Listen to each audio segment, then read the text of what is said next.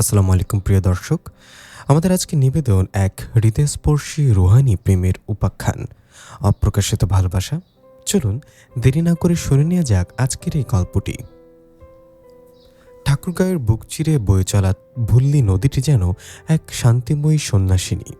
বর্ষার উদ্যত যৌবন শেষে শরতের ম্লান রোদে তার জলরাশি এখন বড় হচ্ছে। বড় শান্ত নদীর দুই পারে কাশফুলের সাদা চাম্মর দুলছে, যেন প্রকৃতি নিজেই কোন এক অনাগত অতিথির অপেক্ষায় মৌন হয়ে দাঁড়িয়ে আছে।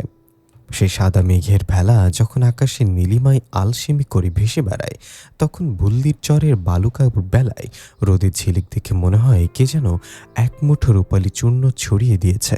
এই শান্ত জনপদেই ইমতিয়াজের শৈশব এবং কৈশোরের বেড়ে ওঠা। সে ছিল যেন এই নদীর মতোই ধীরস্থির, গভীর এবং নিজের গণ্ডিতে সীমাবদ্ধ। রাজধানীর ব্যস্ততা আর বিশ্ববিদ্যালয়ের আধুনিক শিক্ষা তাকে জগতের অনেক কিছু শিখিয়েছিল ঠিকই, কিন্তু তার অন্তরের সেই শাশ্বত দিনদারি আর সহজাত লাজুক প্রকৃতি তাকে সমসাময়িকদের চেয়ে এক বিমূর্ত স্বতন্ত্র দান করেছিল। সে মনে প্রাণে বিশ্বাস করত যা পবিত্রতা পর্দার আড়ালে অধিকতর সুন্দর, ঠিক যেমন কঠিন ঝিনুকের অন্ধকারে প্রকোষ্ঠের সযত্নে রক্ষিতা মুক্ত।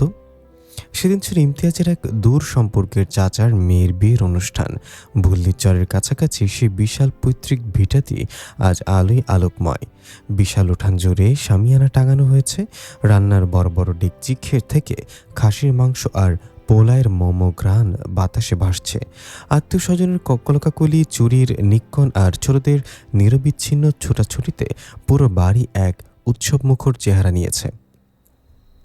কিন্তু উৎসবের হুল্লোড়ে আজও মাঝেও ইমতিয়াজ যেন এক নির্জন দ্বীপ। সে এক কোণে তক্তপোষের ওপরে বসে একটা জীর্ণ মলাটের ধর্মীয় কিতাব পড়ছিল। চারিদিকের হুল্লোড় আর তাকে স্পর্শ করতে পারছিল না। যতক্ষণ না সেই স্নিগ্ধ সুরটি তার কানে এসে পৌঁছালো, ঠিক সেই মুহূর্তেই নুসরাতের প্রবেশ। নুসরাত নামটির মতোই সে যেন এক কোমল প্রশান্তি। তাকে প্রথম দেখাতেই যে কেউ তার স্বতঃস্ফূর্ত চঞ্চলতায় মুগ্ধ হতে বাধ্য। হরিণীর মতো সপ্রতিভ তার চলাফেরা, আর কণ্ঠে এক ঝরঝরে আনন্দের ঝর্ণাধারা। কিন্তু ইমতিয়াজের সেই নিরাসক্ত চোখে সৌন্দর্য কেবল তম্বি অবয়বে কিংবা শারদীয় মেঘের মতো রঙের খেলায় সীমাবদ্ধ নয়। সে সৌন্দর্য খুঁজতে মানুষের স্বভাবে ও চরিত্রে। সে দূর থেকে লক্ষ্য করল নুসরাত কেবল হাসি খুশি নয়, বরং তার প্রতিটি কাজে এক আশ্চর্য মমতা আর পারিপার্শ্বিকতার প্রতি সচেতনতা মিশে আছে। উঠানের এক কোণে এক বৃদ্ধা বসেছিলেন। সম্পর্কের বিচারে যিনি ইমতিয়াজের দাদিমা হন। বার্ধক্যর ভারে তার শরীর নুয়ে পড়েছে, দৃষ্টি ঝাপসা। এই খুশির মহোৎসবে সবাই যখন নিজের আনন্দ নিয়ে ব্যস্ত, তখন সেই জরাজীর্ণ বৃদ্ধার খোঁজ রাখছিল না কেউ।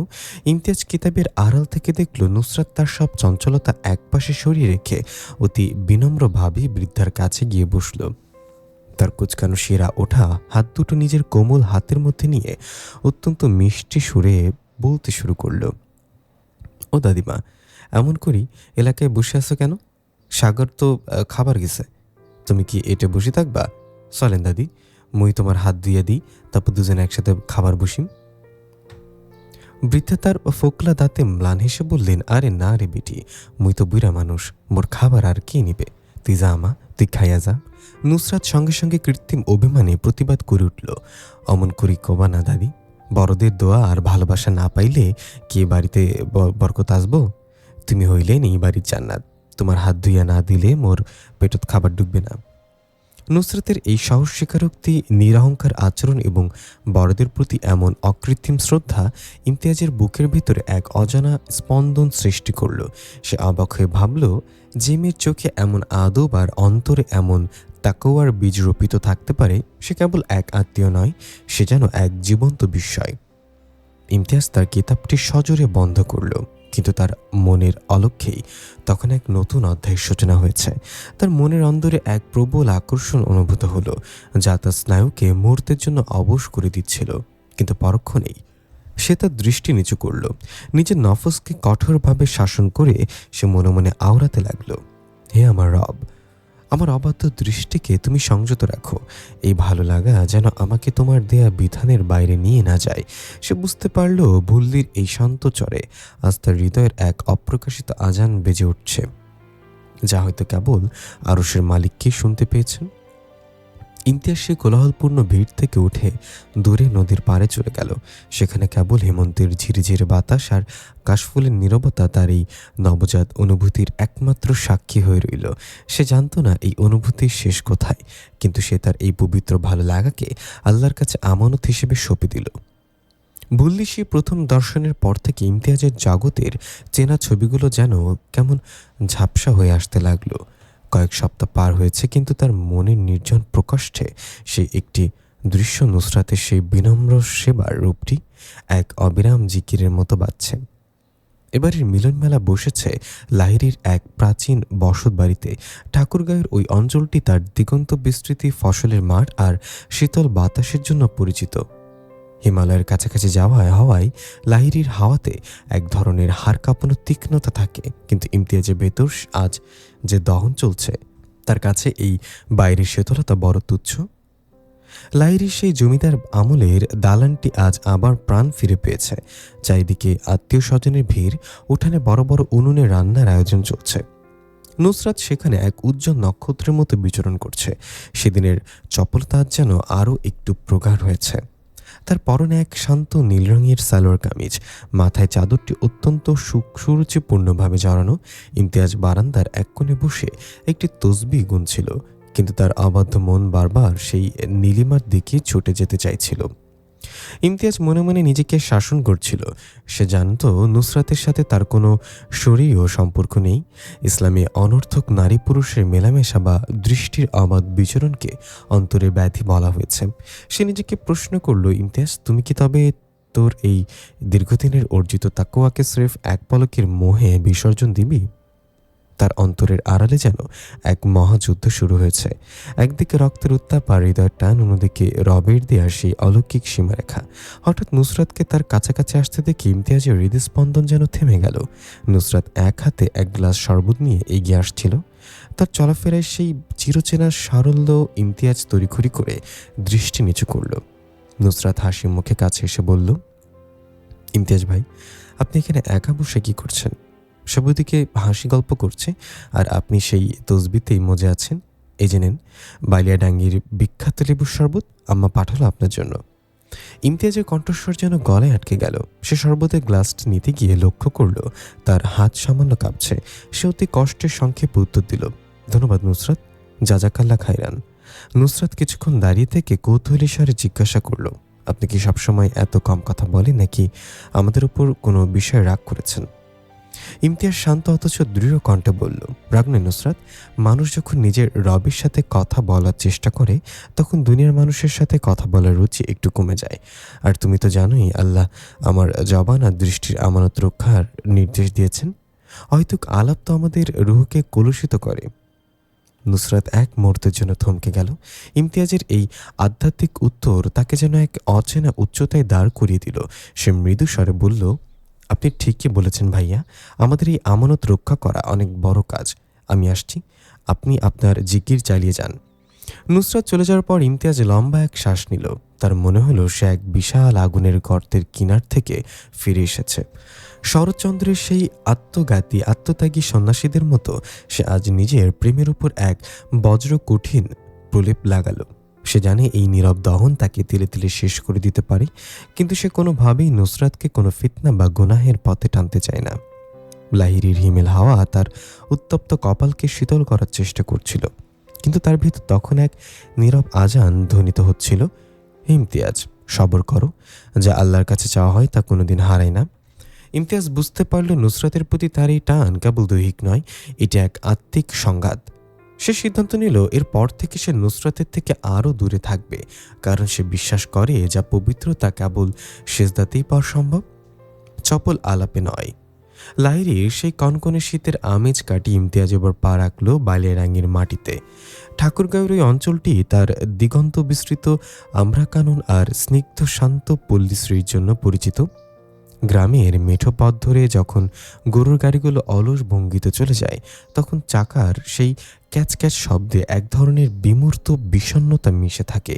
ইমতিয়াজ এখানে এসছে এক পারিবারিক দাওয়াতের সূত্রে, কিন্তু তার অন্তরের অন্দরে তখন এক প্রলয়ঙ্করী ঝড়ের পূর্বাভাস। নুসরাতদের বাড়িতে এবার তাদের অবস্থানের ব্যবস্থা হয়েছে। ইমতিয়াজের জন্য এটি যেন এক অগ্নি পরীক্ষা। একই ছাদের নিচে থেকেও নিজের দৃষ্টি ও মনকে শৃঙ্খলিত রাখা যে কতখানি দুঃসাধ্য তা কেবল তার জায়নামাজ আর রাতের আকাশ জানে। বালিরাঙি সেই বিশাল সূর্যপুরী আম গাছের ছায়া ঘেরা নুসরাতদের বাড়িটি অত্যন্ত ছিমছাম। উঠানের এক কোণে মালতী ফুলের লতা দুলছে, যার গন্ধে বসন্তের আগাম বার্তা পাওয়া যায়।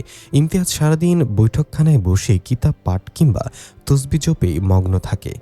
সে পারতপক্ষে অন্দরমহলে পা রাখে না। নুসরাতকে সে এক দুবার আড়াল থেকে দেখেছে। সে বাড়ির কাজে তার মাকে সাহায্য করছে, হাসি মুখে মেহমানদের আপ্যায়ন করছে। তার সেই স্বতঃস্ফূর্ততা আর দায়িত্বশীলতা ইমতিয়াজের হৃদয়ে মুগ্ধতার এক নতুন প্রলেপ লাগিয়ে দিচ্ছিল। কিন্তু ইমতিয়াজ অবিচল। সে তার এই ক্রাশ বা ভালো লাগাকে সস্তা কোনো আবেগের বন্যায় ভাসিয়ে দিতে চায় না। সে জানে যা পবিত্রতা অর্জনের জন্য রবের দরবারে সবর করাই হলো মুমিনের পরিচয়। সেদিন অপরাহ্নে নুসরাত যখন বারান্দা দিয়ে যাচ্ছিল, ইমতিয়াজ তখন বারান্দার তক্তপোষে তার ডায়েরিটি নিয়ে কিছু লিখছিল। ডায়েরিটি তার কাছে কেবল একটি খাতা নয়, এটি ছিল তার রুহের দর্পণ। সেখানে সে তার প্রতিদিনের আধ্যাত্মিক লড়াই, নফসের সাথে যুদ্ধ এবং আল্লাহর কাছে করা গোপন আর্জিগুলো লিপিবদ্ধ করে রাখে। হঠাৎ বড় আব্বা তাকে বাসর ঘরে ডেকে পাঠালে ইমতিয়াজ তড়িঘড়ি করে উঠে গেল। ভুলবশত তার সেই প্রিয় ডায়েরিটি তক্তপোষের বালিশের নিচে রয়ে গেল। পরদিন ভোরে ইমতিয়াজকে ফিরতে হবে ঠাকুরগাঁও শহরে। যাওয়ার সময় সে তার ব্যাগ গুছিয়ে নিল, কিন্তু উত্তেজনায় হোক বা নিয়মিত নিয়তির খেলায় হোক, ডায়েরিটির কথা সে একেবারেই ভুলে গেল। রিক্সা যখন বালিয়াডাঙ্গি সেই ধুলোমাখা পথ ছেড়ে মেন রোডের দিকে এগোতে শুরু করলো, তখন বাতাসের ঝাপটায় ইমতিয়াজের চেতনা যেন ফিরে এলো।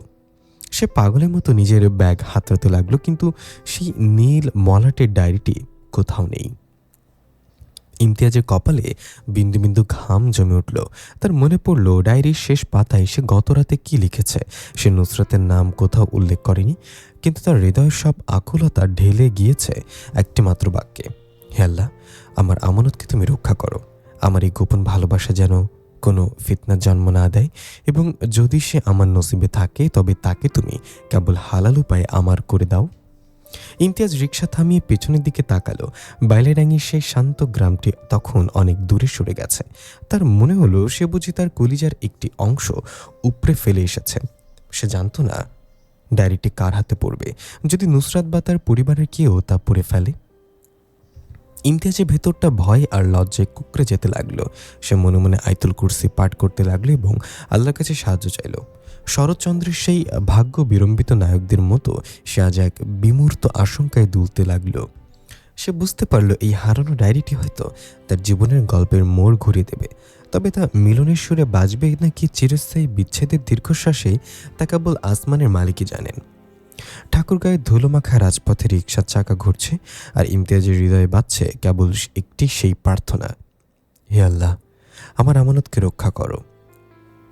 বালিডাঙ্গির সেই স্মৃতি বিজড়িত ধুলোমাখা পথ পেরিয়ে ইমতিয়াজ যখন ঠাকুরগাঁও শহরের নিজ গৃহে প্রত্যাবর্তন করল, তখন গোধূলির ম্লান আলোয় চরাচর এক অদ্ভুত বিষণ্ণতায় ডুবে আছে। নিজের চিরচেনা শয়নকক্ষে প্রবেশ করে সে অনুভব করল এক অসহনীয় শূন্যতা।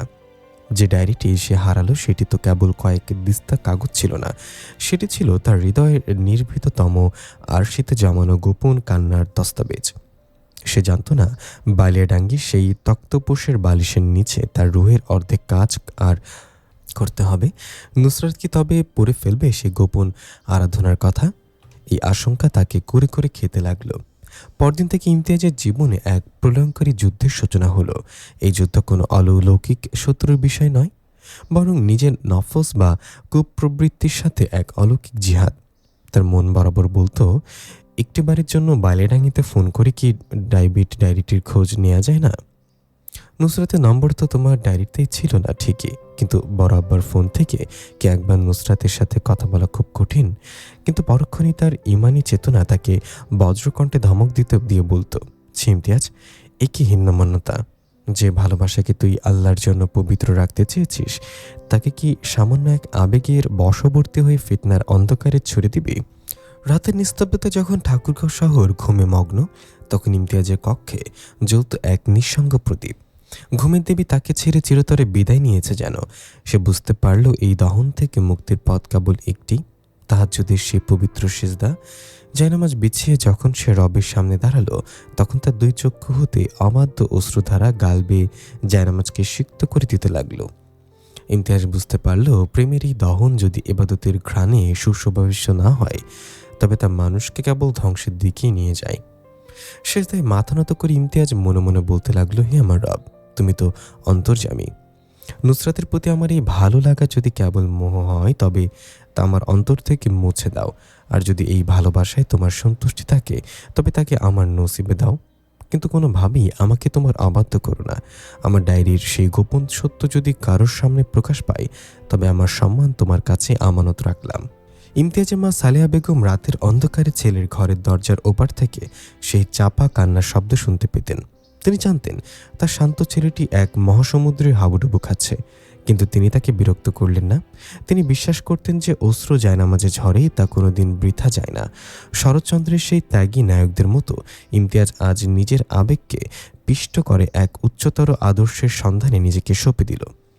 দিনের বেলায় সে নিজেকে বইয়ের পাতায় ডুবিয়ে রাখত। ঠাকুরগাঁয়ে ভুল্লি নদীর পাড়ে একা বসে সে আকাশের নীলিমায় আল্লাহর কুদরত খুঁজত। তার প্রতিটি দীর্ঘশ্বাসে তখন নুসরাতের প্রতি সেই অপ্রকাশিত ভালোবাসার চেয়ে রবের প্রতি সমর্পণই ছিল বেশি প্রবল। সে নিজেকে বোঝালো, যা নসিবে আছে তা জগতের কোনো শক্তি রুখতে পারবে না, আর যে নসিবে নেই তার জন্য হাহাকার করা মুমিনের কাজ নয়। নফসের বিরুদ্ধে এই নিঃশব্দ যুদ্ধে ইমতিয়াজ ধীরে ধীরে এক আধ্যাত্মিক প্রশান্তি খুঁজে পেতে শুরু করলো। সে বুঝতে পারলো ভালোবাসা মানে কেবল অধিকার নয়, ভালোবাসা মানে হলো নিজের প্রিয়জনকে আল্লাহর জিম্মায় সঁপে দিয়ে শান্ত থাকা। ঠাকুরগাঁও শহরের উপকণ্ঠে বুড়ির বাদ এলাকাটি যেন প্রকৃতির এক নির্ভীত উপাসনালয়। টাঙ্গন নদীর জলরাশি সেখানে এসে এক শান্ত সরোবরের রূপ নিয়েছে। শরতের পরন্ত বিকেলে যখন পশ্চিম আকাশে রক্তিম আভা ছড়িয়ে পড়ে, তখন সেই স্বচ্ছ জলে আকাশের প্রতিচ্ছবি দেখে মনে হয় কোন এক শিল্পী বুঝি নীল আল আর লালের সংমিশ্রণে এক বিমূর্ত আলপনা এঁকে দিয়েছে। তীরের কাশবনে বাতাসের মৃদু দোলা আর মাঝে মধ্যেও মাছরাঙাচ্ছ ঝাঁপ দেওয়া শব্দ ছাড়া সেখানে আর কোনো কোলাহল নেই। ইমতিয়াজ সেখানে বসে আছে। তার দৃষ্টি সুদূর দিগন্তের ওই ম্লান আলোর নিবন্ধ, যেখানে আকাশ আর পৃথিবী এক বিষণ্ণ আলিঙ্গনে মিশে গেছে। বাইলেডাঙ্গি থেকে ফেরার পর কয়েক সপ্তাহ অতিক্রান্ত হয়েছে। ইমতিয়াজের ডায়েরিটি আজও উদ্ধার হয়নি। সেই ডায়েরির পাতে পাতে যে আজও গোপন আর্তে লিপিবদ্ধ ছিল, তা আজ কার অন্তরে প্রতিধ্বনিত হচ্ছে। সেই দুশ্চিন্তা তার শান্ত জীবনকে এক অশান্ত হাহাকারে পরিণত করেছে। নুসরাতের প্রতি তার যে ভালো লাগা তা কোনোদিন অধরের কোণে ফুটে ওঠেনি, কেবল জায়নামাজের সিজদায় ঝরে পড়েছে অশ্রু হয়ে। শরৎচন্দ্রের সেই ভাগ্যবিমুখ নায়কদের মতো সে আজ এক এমন দহনে পুড়ছে যার ধোঁয়া কেউ দেখতে পায় না, কিন্তু উত্তাপ তার রুহকে তিলে তিলে ছাই করে দিচ্ছে। হঠাৎ ঘাসের উপর মৃদু পায়ের শব্দে ইমতিয়াজের চিত্রাসূত্র ছিন্ন হলো। সে মুখ ফিরে দেখল তার মা সালেহা বেগম ধীর পায়ে তার দিকে এগিয়ে আসছেন। মায়ের চোখে এক গভীর মমতা আর উদ্বেগ, যা পৃথিবীর কোনো ছদ্মবেশ দিয়ে ঢাকা সম্ভব নয়। ইমতিয়াজ তড়িঘড়ি করে উঠে দাঁড়ালো। সালেহা বেগম ছেলের পাশে এসে বসলেন। কিছুক্ষণ নীরবতার পর তিনি কোমল স্বরে বললেন, ইমতিয়াজ, অনেকক্ষণ ধরে তোকে লক্ষ্য করছি। তুই আজকাল এই বাঁধের ওপরে এসে একা বসে থাকিস। যে ছেলেটা সবসময় বই আর ইবাদত নিয়ে থাকতো, সে কেন আজ প্রকৃতির এই বিষণ্ণতায় নিজেকে হারিয়ে ফেলেছে? তোর চোখের ওই কালচে দাগগুলো তো মিথ্যা বলছে না বাবা? ইমতিয়াজ ম্লান হেসে বলল, না মা, তেমন কিছু না। আকাশটা দেখছিলাম কত বিশাল, অথচ কত শান্ত। সালেহা বেগম ছেলের হাতটি নিজের হাতের মধ্যে নিলেন, বললেন, আকাশের বিশালতা দিয়ে মনের হাহাকার ঢাকা যায় না রে পাগল। আমি তো তোর মা, তোর প্রতিটি নিঃশ্বাসের ছন্দ আমি চিনি। বাইলেডাঙ্গি থেকে ফেরার পর তুই যেন কোনো এক অজানা ভয়ে নুয়ে পড়েছিস। কোনো কি ভুল বোঝাবুঝি হয়েছে, নাকি অন্য কোনো দুশ্চিন্তা তোকে কুরে কুরে খাচ্ছে? ইমতিয়াজ মাথা নিচু করল। তার মনে হলো মায়ের কাছে সব উজাড় করে দেই, কিন্তু তার সেই সহজ লাজুকতা আর তাকাওয়ার বজ্র কঠিন শাসন তাকে থামিয়ে দিল। সে মনে মনে ভাবল, নুসরাতের নামটা কি মায়ের সামনে নেওয়া ঠিক হবে? আমি কি তবে আমার নফসের কাছে হেরে যাচ্ছি? সালেহা বেগম আবার বললেন, বাবা, ইসলাম আমাদের শিখিয়েছে ধৈর্য ধরতে, তবে সেই ধৈর্য যেন তোকে অন্ধকারের দিকে না ঠেলে দেয়। তোর যদি কাউকে মনে ধরে থাকে কিংবা কোনো বিষয় তোর মনে অস্থির হয়ে থাকে, তবে সেটা রবের কাছে বল আর আমাকে বল। আল্লাহ তো বলেছেন, আর তোমরা ধৈর্য ও নামাজের মাধ্যমে সাহায্য প্রার্থনা করো। তুই কি কোনো আমানত হারিয়েছিস? মায়ের এই আমানত শব্দটি ইমতিয়াজের বুকের ভেতরে তীরের মতো বিঁধল। সে অস্ফুট স্বরে বলল, মা, যা হারিয়েছে তা হয়তো আমার নসিবে ছিল না, কিন্তু সে হারানো জিনিসের ভেতর যে বিশ্বাস ছিল তা যদি অপবিত্র হয়ে যায়, সে ভয়টাই আমাকে তাড়িয়ে বেড়াচ্ছে। আমি চাইনি আমার কারণে কেউ ফিতনায় পড়ুক। মা ছেলের মাথায় হাত বুলিয়ে দিলেন। তার চোখে তখন এক রহস্যময় হাসি।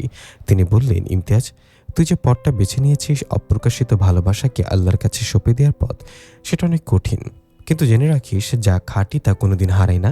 আল্লাহ চাইলে মরুভূমিতেও ফুল ফোটাতে পারেন। তুই শুধু তোর ইমানের ওপর অটল থাক, বাকিটা সময়ের উপর ছেড়ে দে। বুড়ির বাঁধের জল তখন গোধূলির আলোয় শান্ত হয়ে এসেছে।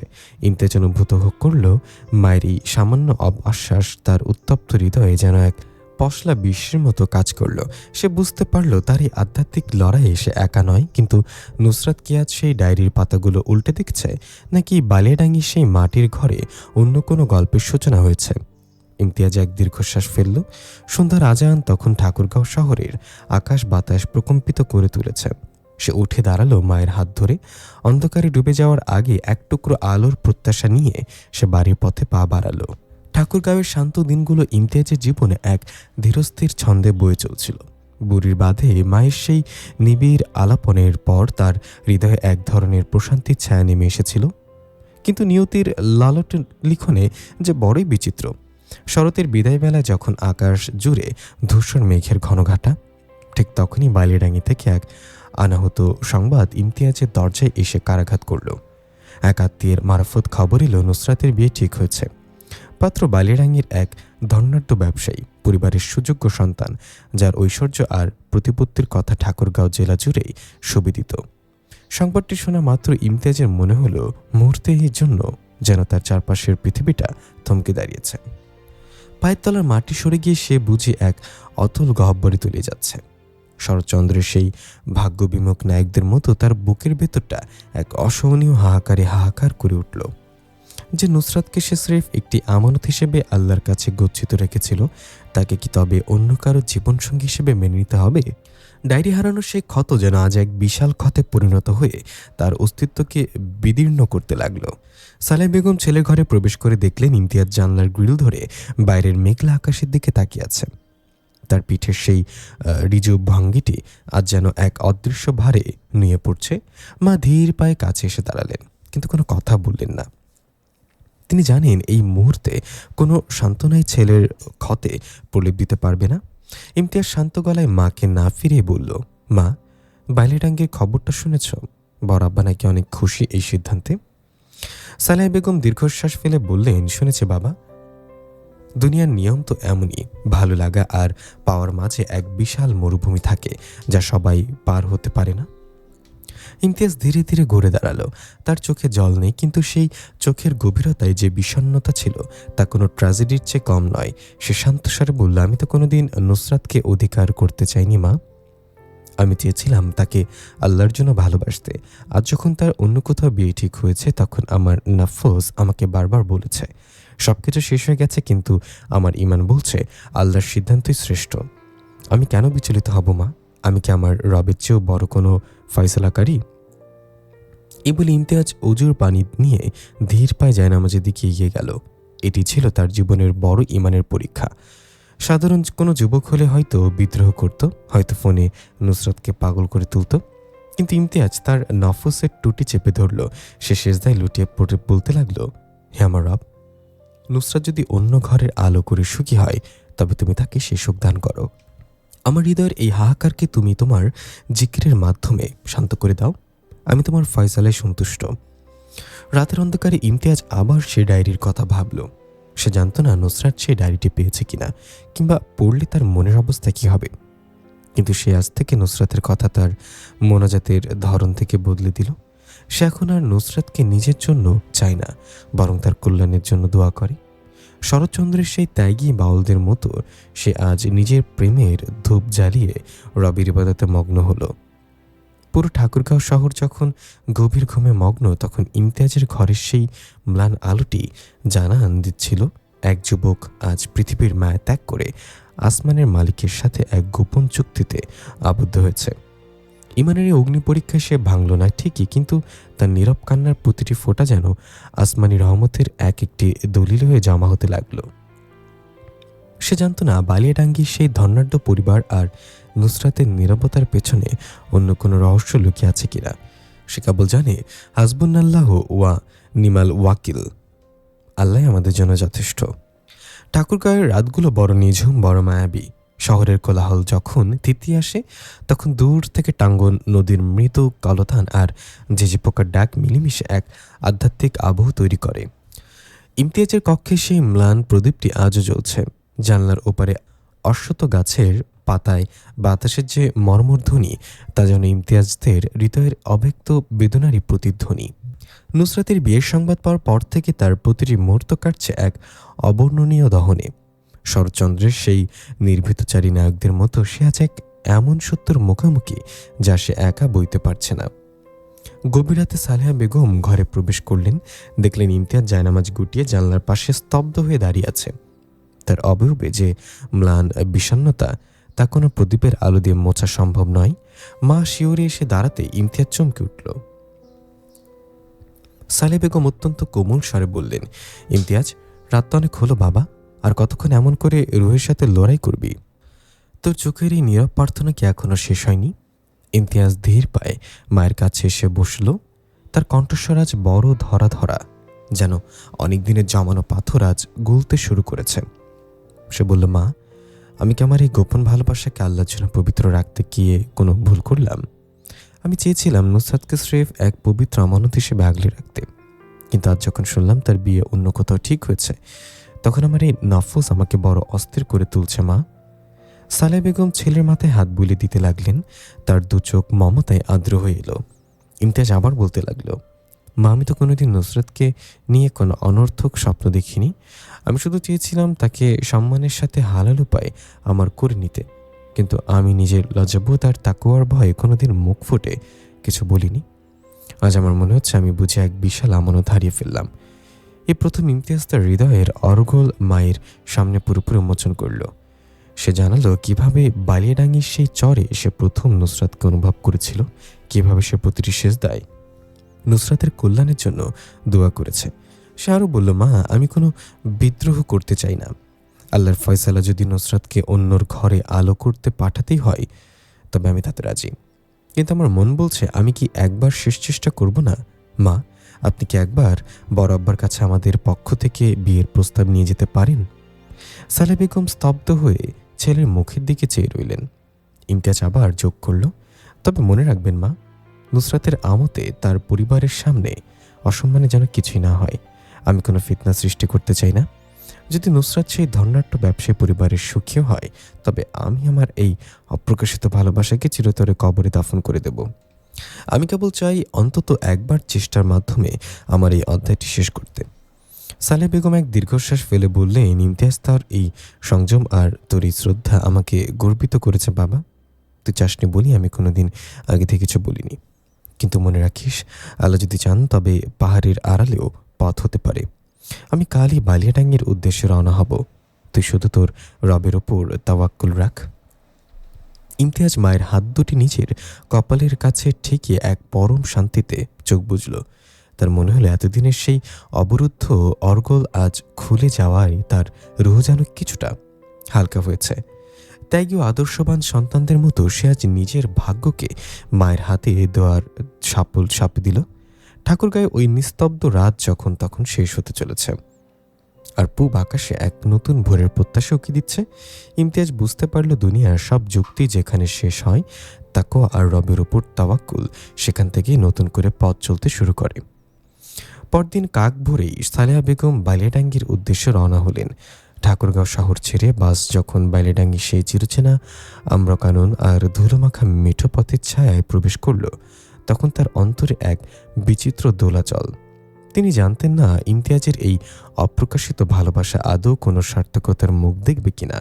ইমতিয়াজ হয়তো নিজেকে গুটিয়ে রাখতে জানে, কিন্তু একজন মা হিসেবে সালেহা বেগম জানেন ছেলের এই নীরব দহন যদি আজ কোনো কুল না পায় তবে তার আত্মা হয়তো চিরতরে ম্লান হয়ে যাবে। নুসরাতের বাড়ির সেই বিশাল সূর্যপুরী আম গাছটির নিচে যখন তিনি পা রাখলেন তখন চারিদিকের নিস্তব্ধতা যেন তাকে এক রহস্যময় বার্তা দিচ্ছিল। উঠানে বিয়ের কোনো তোড়জোড় নেই, নেই কোনো আত্মীয় স্বজনের কোলাহল, অথচ খবর ছিল আজই তো কথাবার্তা চূড়ান্ত হওয়ার কথা। সালেহা বেগম বাড়ির অন্দরমহলে প্রবেশ করে দেখলেন নুসরাতের মা অর্থাৎ তার দূর সম্পর্কের মা যা আসমা বিবি বিষণ্ণ মুখে জানলার পাশে বসে আছেন।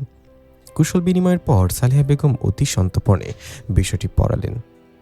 তিনি হাসি মুখে জিজ্ঞাসা করলেন, কি গো বালিরাঙের খবর? আজ তো নুসরাতের বিয়ের কথাবার্তা পাকা হওয়ার দিন ছিল, কিন্তু বাড়িখানা এমন নিঝুম কেন? আসমা বিবি এক দীর্ঘশ্বাস ফেলে বললেন, কি আর করবো আপু, নুসরাত বেটি মোর সব জগাখিচুড়ি করে থুইছে। ওরে যে ধন্যদ পরিবারের ছেলের সাথে কথা কইছিল, নুসরাত আজ সকালে সাগরের সামানত না করে দিছে। সালেহা বেগম অবাক হয়ে তাকিয়ে রইলেন। নুসরাত কি তবে ইমতিয়াজের মনের কথা জেনে ফেলেছে? এটি নাকি নিয়তির জন্য অন্য কোনো কারসাজি? তিনি জিজ্ঞাসা করলেন, সে কি কথা আসমা, এমন ঘর পাওয়া তো ভাগ্যর বিষয়। নুসরাত কেন অমত করল? আসমা বিবি ক্ষোভ আর বিস্ময় মিশিয়ে স্থানীয় ভাষায় বললেন, বেটি কয় মা কেবল টাকা থাকলেই কি হয়? যার দিলত আল্লাহর ভয় নেই, যে পাঁচক্ত নামাজ দাঁড়ায় না, তার সাথে মুই কেমনে ঘর করি? মুই এমন একনা মানুষ খুঁজছি যে মোর হাত ধরি জান্নাতত নিয়ে যাব, কেবল দুনিয়ায় রাজপ্রাসাদত নয়। সালেহা বেগমের বুকের ভেতরটা হঠাৎ শীতল হয়ে গেল। নুসরাতের এই কথাগুলো যেন ইমতিয়াজের সেই জায়নামাজে ঝরানো অশ্রুটির প্রতিধ্বনি। তিনি অনুভব করলেন তাকওয়ার এই বন্ধন তো কতখানি শক্তিশালী। নুসরাত সেই বিত্তশীল পরিবারটিকে সরাসরি প্রত্যাখ্যান করে দিয়েছে কেবল ইমানের আমলের খামতির কারণে। আসমা বিবি আরও বললেন, নুসরাত বড় স্পষ্ট করে কইছে, বাপু অভাবত থাকো তো তাই সই, কিন্তু বেদিন মানুষের সাহত জীবন কাটাবার পারিব না। সালেহা বেগম বুঝলেন এটি সুবর্ণ সুযোগ। তিনি ধীরস্থিরভাবে বললেন, আসমা, নুসরাত ঠিকই বলেছে, দিনদারদের জন্য মেয়ে দিনদার ছেলেই তো যোগ্য। আমার ইমতিয়াজের কথা তোমার মনে আছে? সে কেবল শিক্ষিতই নয়, আল্লাহ ভীতির দিক থেকেও সে যে কতটা উঁচুতে তার ঠাকুরগাঁয়ে সবাই জানে। নুসরাতের মা কিছুক্ষণ মৌন হয়ে রইলেন, তারপর মৃদু হেসে বললেন, ইমতিয়াজ তো আমাদের ঘরেরই ছেলে, কিন্তু আপনারা কি আমাদের মতো সাধারণ পরিবারের প্রস্তাব দিতে রাজি হবেন? সালেহা বেগম আশ্বস্ত করে বললেন, পবিত্রতা যেখান থেকে থাকে আসমা, সেখানে সামান্য অসামান্য বলে কিছু নেই। আমি ইমতিয়াজের পক্ষ থেকেই আজ প্রস্তাব নিয়ে এসেছি। ঠিক সেই মুহূর্তেই বারান্দার ওপারে থাকা সেই মালতীর লতার আড়াল থেকে একজোড়া সজল উজ্জ্বল চোখ উজ্জ্বল করল। নুসরাত পর্দার আড়াল থেকে সব শুনছিল। তার মনে হয়েছিল দীর্ঘ 3 বছরের সেই মৌন সাধনা আজ বুঝি রবের এক অলৌকিক ফয়সালায় রূপ নিতে চলেছে। সালেহা বেগম অনুভব করলেন বালিয়াডাঙ্গিয়া ঠাকুরগাঁওয়ের মধ্যকার সেই দূরত্ব আজ কেবল ভৌগোলিক নয়, বরং আধ্যাত্মিকভাবেও ঘুচে গিয়েছে। তাকওয়ার টানে বৃত্তকে তুচ্ছ জ্ঞান করা নুসরাত আজ জায়নামাজে অশ্রু বিসর্জন দেওয়া ইমতিয়াজ তাদের মিলন যেন আজ আসমানের মালিকই নির্ধারণ করে দিয়েছে। বালিডাঙ্গির সেই সূর্যপুরী আম গাছটির ছায়া তখন দীর্ঘতর হয়েছে। অপরাহ্নে ম্লান আলোয় আসমা বিবির বৈঠকখানাটি এক অপূর্ব রহস্যে ঘিরে রয়েছে। সালেহা বেগম যখন ইমতিয়াজের বিয়ের প্রস্তাবটি পড়লেন তখন ঘরের পরিবেশ যেন মুহূর্তের জন্য নিস্তব্ধ হয়ে গেল। পর্দার ওপারে থাকা নুসরাতের হৃদস্পন্দন কি বাইরে থেকে শোনা যাচ্ছিল? শরৎচন্দ্রের সেই অন্তর্মুখী চরিত্রদের মতো নুসরাত আজ এক এমন সত্যের মুখোমুখি যার জন্য সে দীর্ঘ 3টি বছর নীরবে প্রতীক্ষা করেছে। আসমা বিবি কিছুক্ষণ মৌন থেকে হঠাৎ করে উঠে দাঁড়ালেন। তিনি ধীর পায়ে ঘরের কোণে রাখা সেই প্রাচীন মেহগনি কাঠের সিন্দুকটির কাছে গেলেন। সালেহা বেগম কৌতূহলী চোখে তাকিয়ে রইলেন। আসমা বিবি সিন্দুকটি খুলে একটি নীল মলাটের জীর্ণ ডায়েরি বের করে আনলেন। ডায়েরিটি দেখা মাত্রই সালেহা বেগমের চোখ ছানাবড়া হয়ে গেল। এটি তো ইমতিয়াজের সেই চিরচেনা ডায়েরি যা সে 3 বছর আগে এই বালিয়াডাঙ্গিতেই হারিয়েছিল। আসমা বিবি ডায়েরিটি সালেহা বেগমের হাতে দিয়ে আর্দ্র কণ্ঠে বললেন, আপা, আজ 3 বছর ধরে এই খাতাখানি নুসরাত মোর কাছে আমানত রাখি দিছে। ইমতিয়াজ যখন এটা ভুল করে ফেলে গেছিল, নুসরাত সেটা পাইয়া নিজের জানের থেকেও বেশি আগলে রাখছে। মুই অনেকবার কইছো যে এটা ঠাকুরগাঁওত পাঠাই দেই, কিন্তু বেটি কয়, না মা, যার আমানত সে যদি কোনোদিন নিজের থেকে ফেরত নিতে আসে তবেই তার হাতে দিব। সালেহা বেগম কাঁপাকাঁপি হাতে ডায়েরির পাতাগুলো উল্টাতে লাগলেন। তিনি দেখলেন ডায়েরির পাতায় পাতায় ইমতিয়াজের সেই নিপুণ হস্তাক্ষর। কোথাও নুসরাতের নাম লেখা নেই, কিন্তু প্রতিটি পৃষ্ঠার শেষে অতি সন্তর্পণে একটি আরতি লেখা রয়েছে, হে আল্লাহ, আমার আমানতকে তুমি রক্ষা করো। সালেহা বেগমের চোখ ফেটে অশ্রু এলো। আসমা বিবি দীর্ঘশ্বাস ফেলে বললেন, আপা, নুসরাত এই ডায়েরির একটি বাক্য পড়েই বুঝে গিয়েছিল ইমতিয়াজ কার কথা বলেছে। সে 3 বছর ধরে ইমতিয়াজের এই অপ্রকাশিত ভালোবাসার মর্যাদা দিয়ে আসছে। সে জানত ইমতিয়াজ তাকে হেলার ছলে বা সস্তা আলাপে চায় না, বরং তাকে এক পবিত্র ইবাদতের জায়গায় বসিয়েছে। এই জন্য সে আজ সেই ধনাঢ্য ব্যবসায়ী পরিবারকে তুচ্ছ করে দিল। সে শুধু এই আমানতকারীর অপেক্ষায় ছিল। সালেহা বেগম অনুভব করলেন তার শান্ত ও লাজুক ছেলেটি একাকী লড়তে লড়তে আসলে একাই ছিল না। সীমানার ওপারে বালিরাঙ্গির এক নির্ভীত ঘরে নুসরাতও তার সাম্য ব্যতি হয়ে যায় নামাজে অশ্রু বিসর্জন দিয়েছে। নুসরাত যে কেবল তাকওয়ার টানে ঐশ্বর্য প্রত্যাখ্যান করেছে তা নয়, সে আসলে 3 বছর ধরে ইমতিয়াজের সেই নীরব সাধনার ফুল কোরানোর জন্য নিজেকে পবিত্র রেখেছে। ঠিক সেই সময় নুসরাতের পর্দার আড়াল থেকে বের হয়ে এলো তার নত চোখ আর সজল চাউনি দেখে সালেহা বেগমের মনে হলো চিরকালীন পুল্লিবধূর রূপটি আজ যেন এক স্বর্গীয় আভায় মূর্ত হয়ে উঠেছে। নুসরাত সালেহা বেগমের পা ছুঁয়ে সালাম করল। সালেহা বেগম তাকে বুকে জড়িয়ে ধরে কানে কানে বলল, মারে, ইমতিয়াজকে আমি বুঝতে পারি নাই, কিন্তু আল্লাহ ঠিকই তোদের দুজনকে এক সুতে বেঁধে রেখেছিলেন। এই ডায়েরিটা তোদের দুজনের সবরের এক জীবন্ত দলিল। বালিডাঙ্গির সেই মাটির প্রদীপটি তখন ধীরে ধীরে লড়ে যাচ্ছিল। ইমতিয়াজের হারানো ডায়েরিটি আজ কেবল একখণ্ড খাতা নয়, এটি এক বিচ্ছিন্ন হৃদয়ের প্রতীক হয়ে উঠল। সালেহা বেগম বুঝলেন, ভালোবাসা যখন তাকওয়ার আচরণে আবৃত থাকে তখন সময়বদ্ধ দূরত্ব কোনো বাধায় সৃষ্টি হতে পারে না। রবের ফয়সালা যে কত নিখুঁত হতে পারে তা আজ এই ছেঁড়া ডায়েরির পাতাগুলো প্রমাণ করে দিল। ঠাকুরগাঁওয়ে আকাশ আজ এক অপূর্ব সাজে সেজেছে। পূব আকাশের ঈদের বাঁকা চাঁদ স্মিত হাস্য জানান দিচ্ছে এক মহিমান্বিত সূচনার। টাঙ্গুন নদীর শান্ত জলরাশি চাঁদের আলোয় ঝিলিমিলি করছে, যেন এক হাজার রূপালী মাছ জলকেলি করে বেড়াচ্ছে। ইমতিয়াজদের সেই পুরনো অট্টালিকা আজ আলোকসজ্জায় সজ্জিত নয়, কিন্তু সেখানে আজ যে প্রশান্তি বিরাজ করছে তা কোনো লৌকিক জৌলুস দিয়ে পরিমাপ করা সম্ভব নয়। বালিয়াডাঙ্গি থেকে সালেহা বেগম ফিরে আসার পর থেকেই বাড়ির আবহাওয়া এক অভাবনীয় মোড় নিয়েছে। ইমতিয়াজ তখন নিজের ঘরে জায়নামাজে বসেছিল। তার অন্তর আজ এক অদ্ভুত দোলাচলে তুলছে। নুসরাতের ডায়েরি আগলে রাখার খবর আর বিয়ের প্রস্তাব গৃহীত হওয়ার সংবাদ সে শুনেছে ঠিকই, কিন্তু এক গোপন অপরাধবোধ তাকে কুরে কুরে খাচ্ছিল। সে কি তবে খুব বেশি দেরি করে ফেলল? হঠাৎ দরজায় কড়া নাড়ার শব্দে তার ধ্যান ভাঙল। সালেহা বেগম ঘরে প্রবেশ করলেন। তার চোখে মুখে আজ এক তৃপ্তির আভা, যা কোনো গভীর যুদ্ধের বিজয় সেনাপতির মতো। ইমতিয়াজ মায়ের কাছে এসে বসল। সালেহা বেগম তার মাথায় পরম মমতায় হাত বুলিয়ে দিয়ে বলতে শুরু করলেন, ইমতিয়াজ, তুই তো ভাবছিস আমি কেন এত দেরি করলাম, কেন তোর এত হাহাকার আমি এতদিন স্রেফ দর্শক হয়ে দেখলাম।